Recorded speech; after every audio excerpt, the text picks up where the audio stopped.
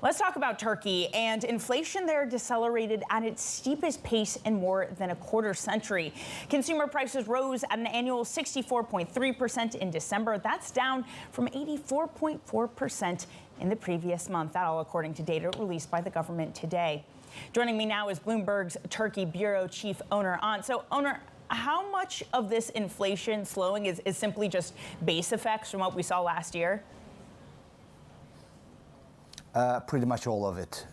Turkish inflation in December 2021 was massive because of a sudden depreciation of the currency of lira, which made imports a lot more expensive and fed into prices. So that steep fall that we saw in inflation rate this morning from December is largely, if not all, a reflection of high base of prices from a year earlier. Given that, does this change anything for monetary policy, which has been unorthodox to say the least? Probably the implications for monetary policy will be very subdued. As you said, Turkish interest rates are already quite low compared to the current level of inflation or the expected path of consumer price increases.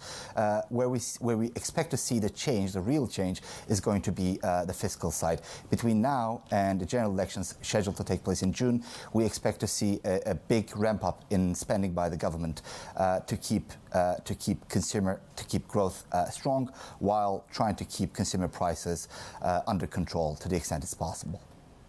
So what does that then mean, Onur, for the near-term inflation outlook in Turkey?